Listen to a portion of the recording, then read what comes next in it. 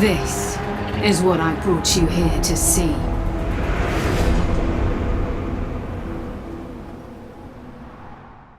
Everybody, James Davenport here, features producer with Tim Clark, brand director, our Destiny 2 go-to. How are you, Tim?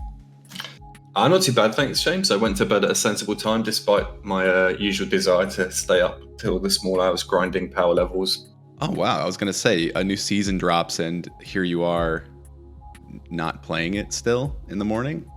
Well, I'm definitely still playing it. Like, I played a bunch last night, so there's a ton to talk to. I always feel a little bit overwhelmed when there's kind of a ton of news and the new stuff drops. Just trying to kind of absorb it all and take in all the new systems and mods and stuff at once. Yeah, because there's a lot to talk. There's a lot to talk about in terms of just the season drop itself. But yesterday, Bungie kind of revealed that is this an annual thing now? You think the future of Destiny, sort of a summer event in which they kind of outline what's coming in the fall. The fall expansion tradition continues, but this one looks even further ahead. It kind of outlines the path for Destiny 2 for the next 3+ years. I think it's kind of if we had have had E3 this year, this is stuff that probably would have been at one of those big conferences, and that's why it's they broke. I mean, they've been doing their own streams for a while now, anyway. But so yeah, like you said, what they really announced yesterday was, I think they wanted to like really kind of drive a stake through the idea that they're going to be making Destiny 3. What they're doing. I mean, I think they're close to probably dropping the 2 off Destiny 2 anyway, just calling it Destiny because yeah, this was a 3-year plan. It's a trilogy of new expansions. When we talk about expansions, we're talking about the things that drop usually in the fall, in this case on September 22. So the first of these is going to be a new expansion called Beyond Light, dropping this year. And then that's going to be, they announced, surprisingly, followed up next year by one called Witch Queen, which will focus on the Hive Witch, Savathun, sister of Oryx from The Taken King. I'm sure you remember well, James.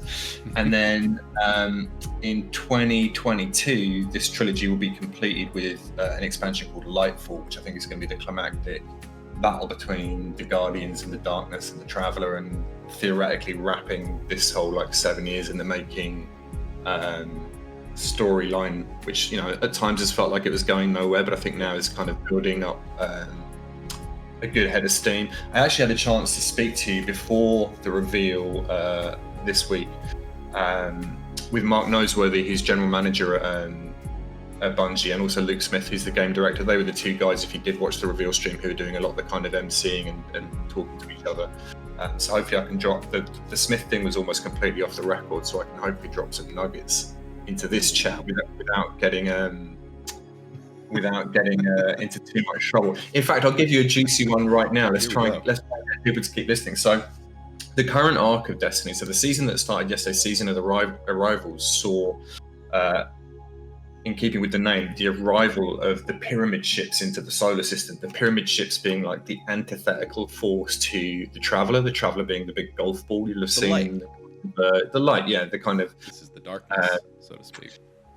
Yeah, and so, you know, all we really know is that previously their arrival into the solar system triggered the event called the Collapse, which was the kind of the big kind of apocalypse that then Guardians were kind of created by the Traveler to fight back against the Darkness.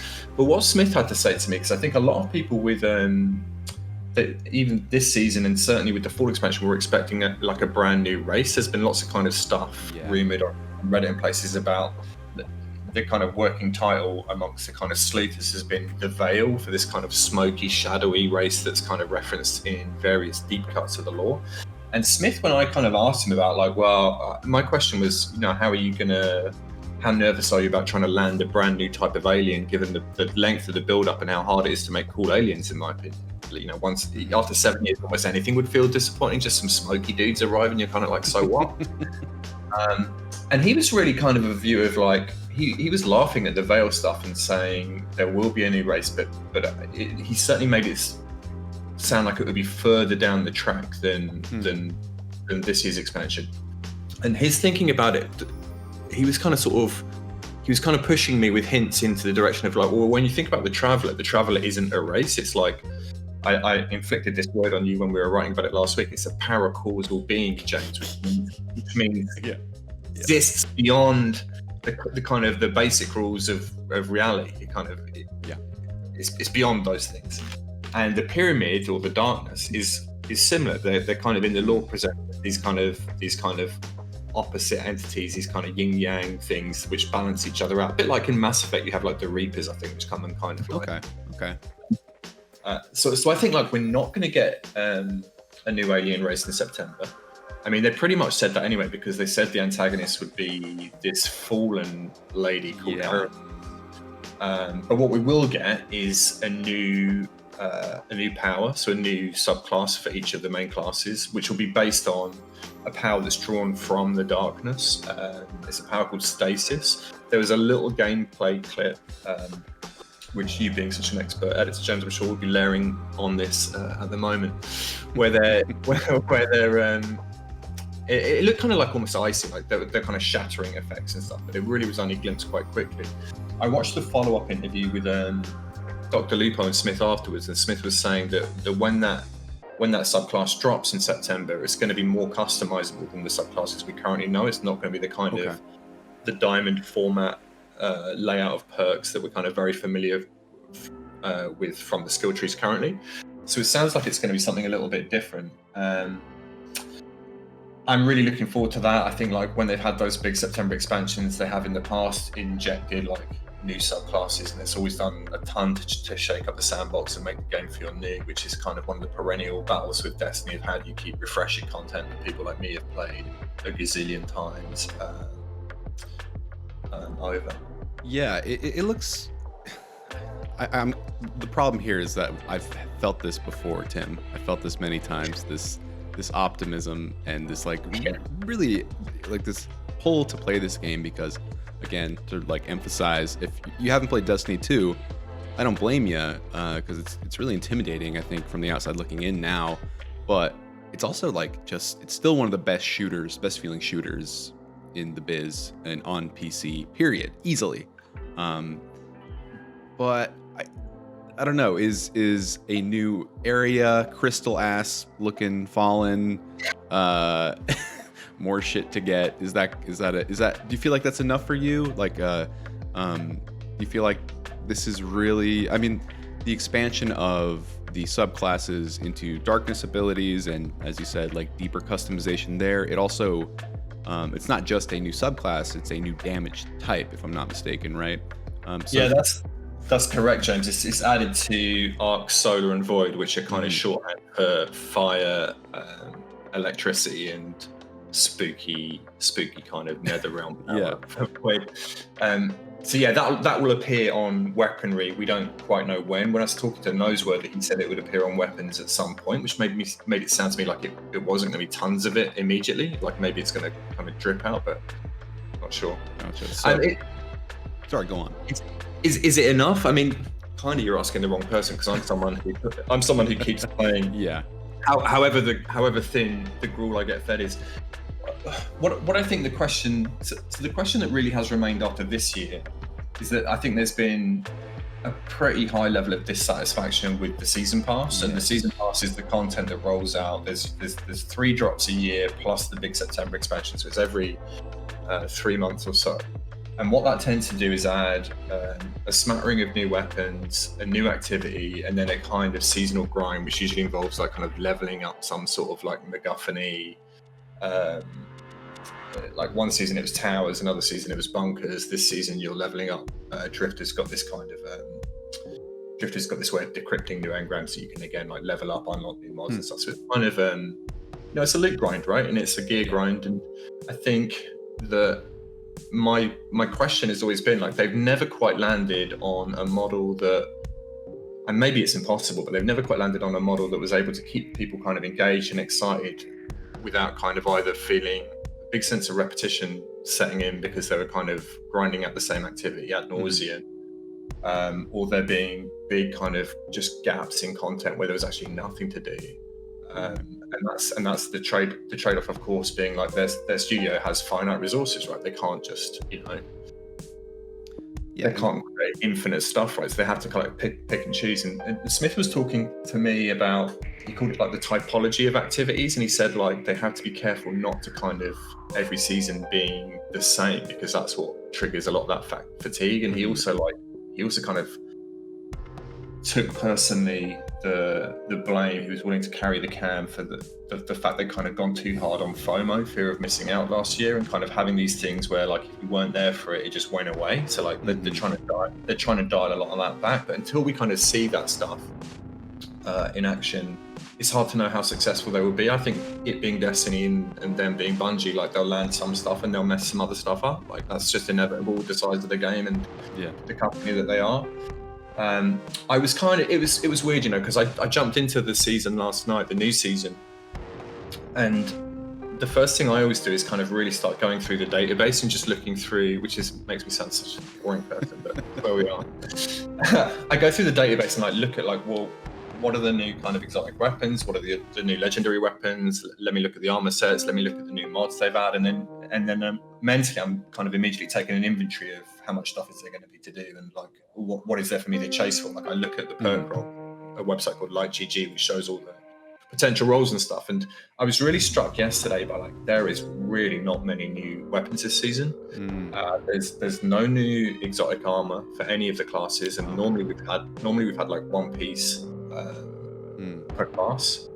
Now that's counterbalanced by the fact that I saw some really cool mods that the Drifter's going to have, and I've got really into build crafting over the last couple of seasons. There's been two systems they brought in, one called Charged with Light and one called Warmind Cells, which let you make these crazy builds. I mean, people really slept on them because I think, and we wrote about it on the site, but they these systems were really kind of buried deep in the kind of the way that you upgraded those bunkers and towers and stuff that I mentioned before. But actually, once you had all the building blocks, you could do some crazy stuff. The Warmind Cells are basically like if you shoot an enemy using a certain type of weapon, which will weapon started that season, or with a mod attached, which could also trigger this effect, they would drop this cell, right, which is this glowing beach ball type thing, so Rasputin beach ball basically, and then you could apply all sorts of different effects to it, right? So you could have, let me give you a couple of examples. So one, you would shoot it and it would suppress all nearby enemies.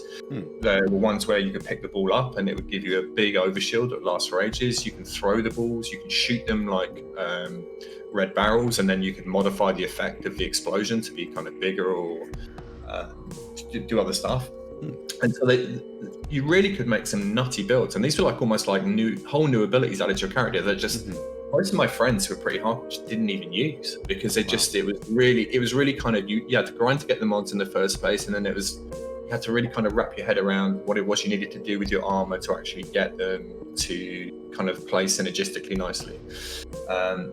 So that stuff I think is really great, and I hope they don't kind of feel stung by the fact that people didn't engage with them enough. When I spoke to Noseworthy, he said that his view was that it was better to try this stuff and not get it perfect than not have it in the game at all. Sure. So that stuff's dope. The other thing that launched yesterday was the new dungeon. Dungeons being they're 3-man activities.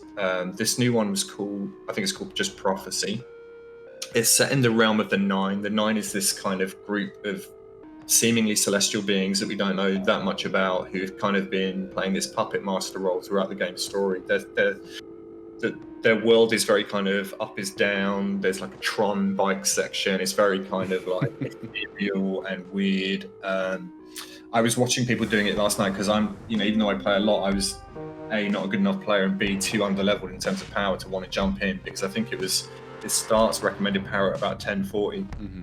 Most I can get to is about 1020, and I think it was scaling up to something like 1060. So but people were getting it done, like fair play to them yesterday. I was watching streams, and dungeons are one of the most popular activities in the game, because you don't quite need to get like 6 people together like you do with a raid, and it's not quite the time commitment of a raid. It's more like kind of maybe how to run through when you're used to it. You know how to try and work it all out. And they're usually packed with kind of just very weird and innovative and cool encounters, really interesting spaces to explore as well. So some of the most popular content in Destiny have been the dungeons. So I think that's going to have to carry a lot of the season, though, is the thing, because beyond that, we've got like a public event you can do. Game of Light, I've been told. Yeah, which, as with any public event, you do it enough times and I think this is a decent one. It was fun. I've run it a few times. I'm hoping there's some good quests and stuff. I think we can already see in the database there's some quests for some new exotic weapons like there normally are. But the thing is, I mean, Smith kind of alluded to this, right? Is like when people get kind of hung up on it about whether there's enough content in the season pass, you have to remember it's like $10 or something, $10 a season, I think. It's really not much, you know, like that doesn't buy you, 2 drinks in New York.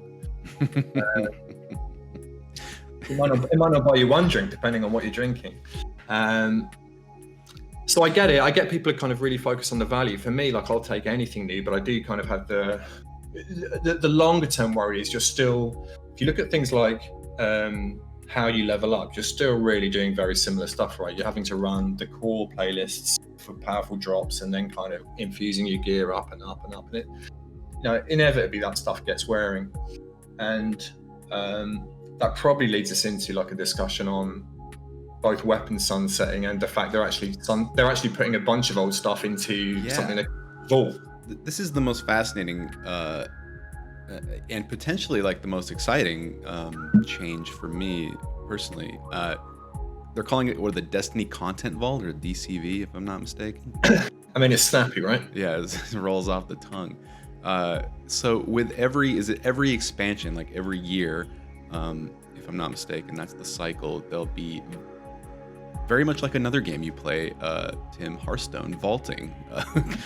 There really is a clear comparison there. It does feel like annual rotation of card sets where they pointed out the gameplay just got too big. Like it's 100 and something gig. Patches were coming in at 25 gig. It's becoming like the testing of it when they have. I know that I won't try and pretend what I know the numbers are, but he was listing like the strikes, the story missions, the dungeons, the raids, the planetary destinations, the quest lines, the adventures.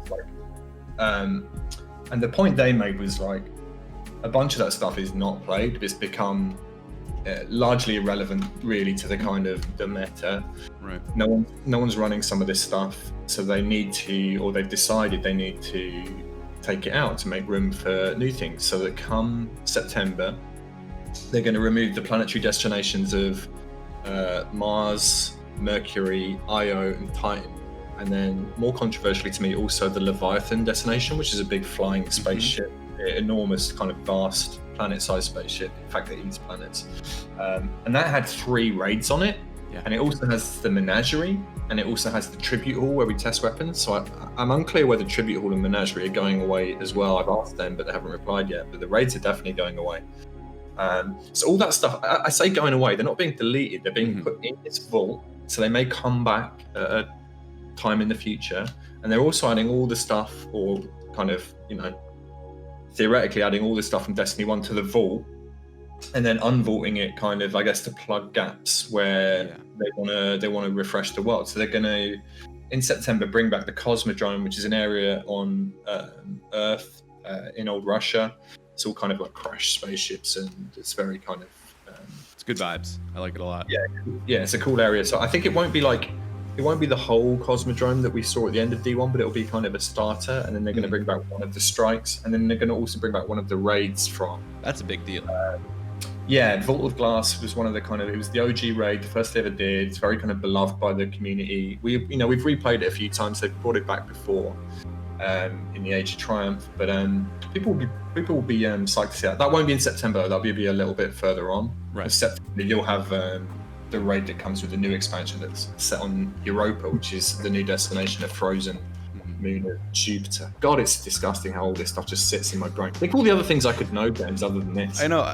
I was kind of looking at you to see if you were reading off a list when you were referencing everything getting vaulted. It just freaks out. This guy knows his shit, everybody.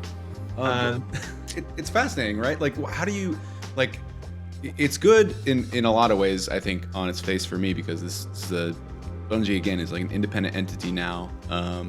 They're working from home, like limiting the scope of what they're working on at once, focusing the scope of what they're working on at once. It feels like the way to go. But I don't know. Do you feel like it's going to make Destiny 2 feel too slight, or too... What are your big concerns here? If you have any, or is this like all? Are you? No, No, I think there's definitely pros and cons, right? So I think that I'm curious to understand like what they do with new players now, because a lot of those destinations, the campaign ran through them. So I guess the campaign is just gone now. So they talked about using the Cosmodrome to onboard new people. Be interesting to see how that plays out. The new player experience is not great anyway, so like I think them taking an opportunity to deal with that is cool.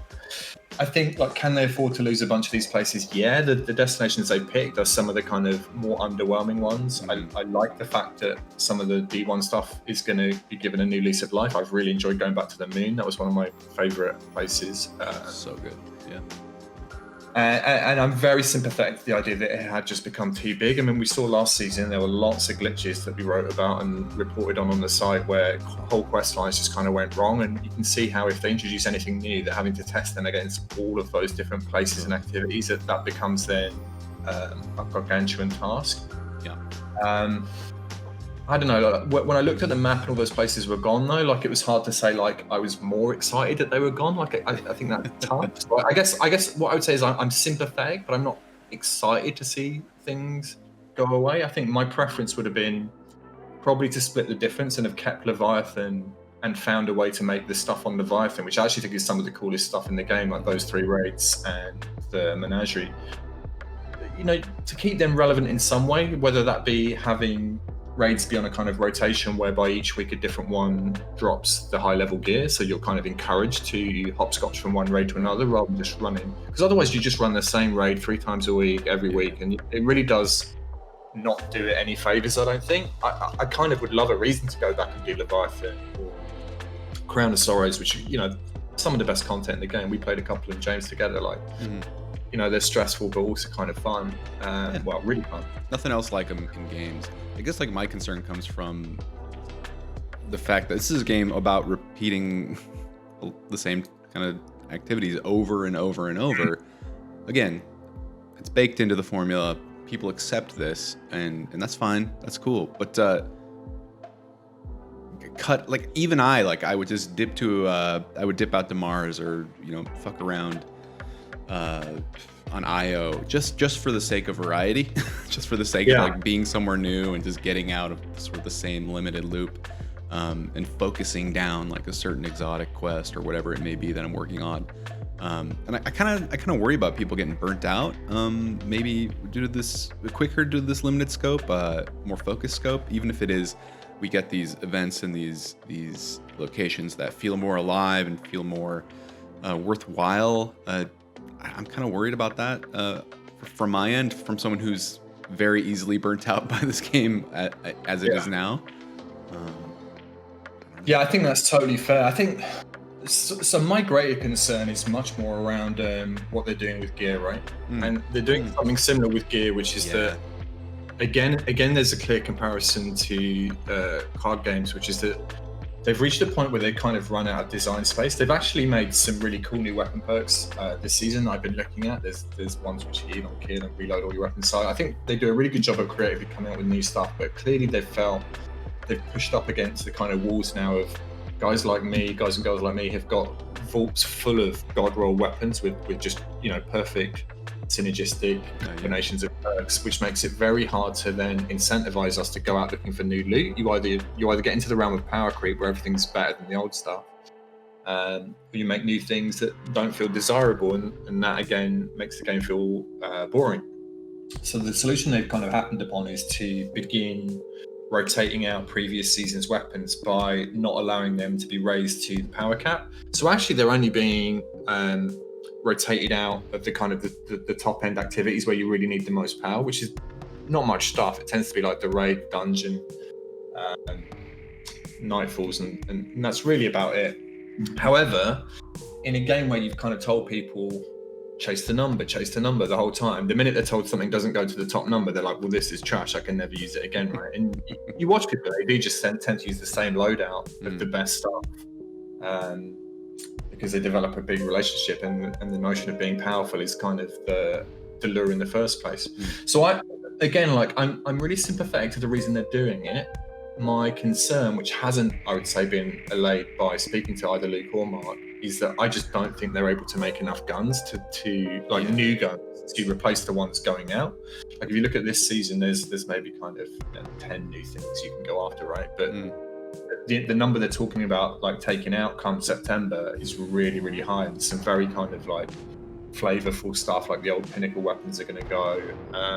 I think it's a bit suck it and see. We need to kind of like, you know, to again use the card game analogy, when it was first mentioned, people were really like, you know, I paid for these cards and I'm not going to be able to use them in the main mode anymore. And you soon get used to it. I kind of like what they're doing, which is as well, they're surfacing in game now, like the information, like this gun will not go beyond this power. So you're kind of like mentally going, all right, this one's going to stick around, so I'm gonna kind of look for a really good roll on this or whatever.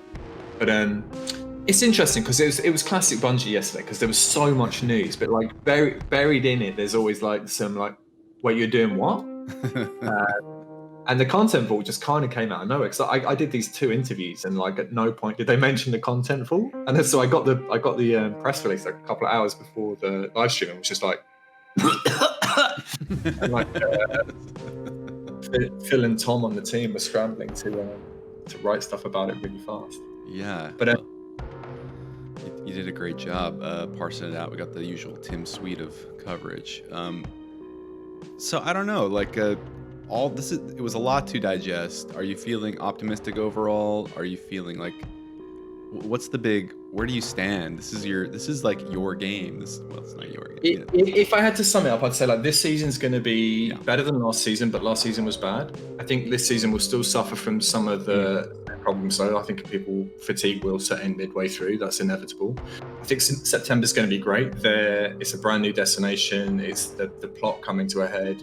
The reason I say that so confidently is the fall expansions have traditionally been great, right? It's a bunch of new story stuff, a new raid, tons of new gear. Like they can't really go wrong with that formula. Cool stuff that if you are thinking of jumping in now, I would say like the dungeon is free to all players. So I think if you're a new light player, you could just play it, right? I think it's free to play. Yeah, you can.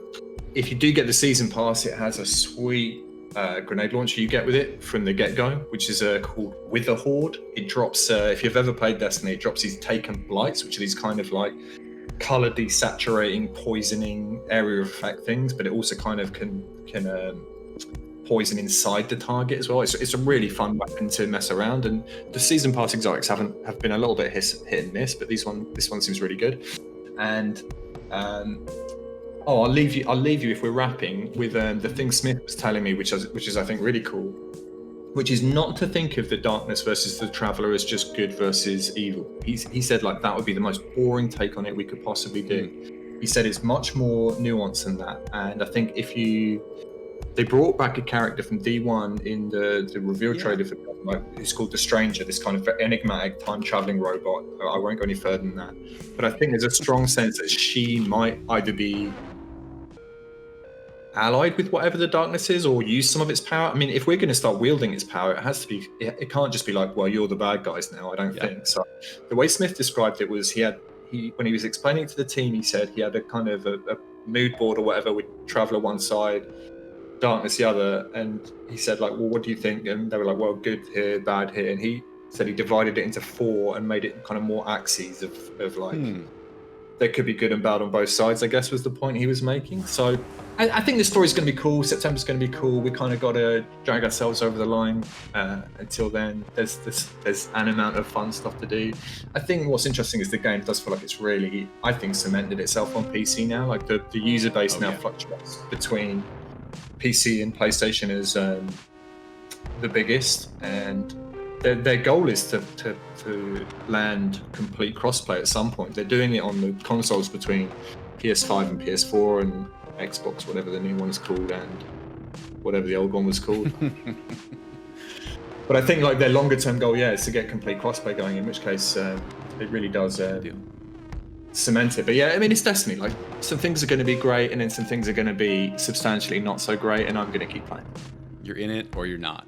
But either way, this is like I knew like in year 1 year into the original Destiny, I felt the exact same way I feel now, like overall, maybe for different reasons, but I am still utterly fascinated with this series and like how you really, I mean, we'll have to do some kind of, how many years have we been into this series at this point? 6 or 7, right? Yeah, we're approaching 10. We really got to do some kind of like breakdown of the changes along the way. It's because you just don't see a game of this caliber that's been through so many, I mean, like between like Bungie buying it back or getting it back, from Activision, the changes that goes between expansions and like the economy changes, balance changes, structural changes.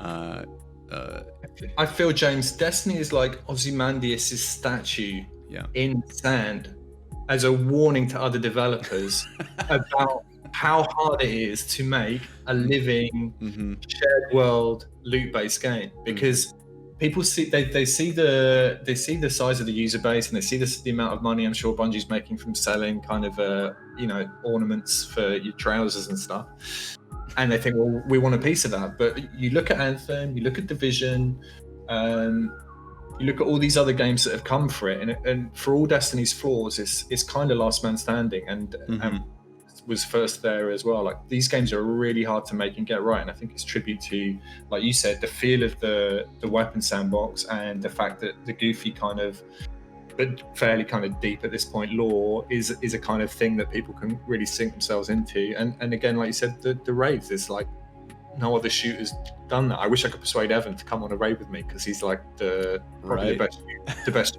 player we've got on the team. I'm sure he'd be valuable to have around. But he doesn't want to get involved with my nonsense, that's for sure. Yeah, it's a fascinating game.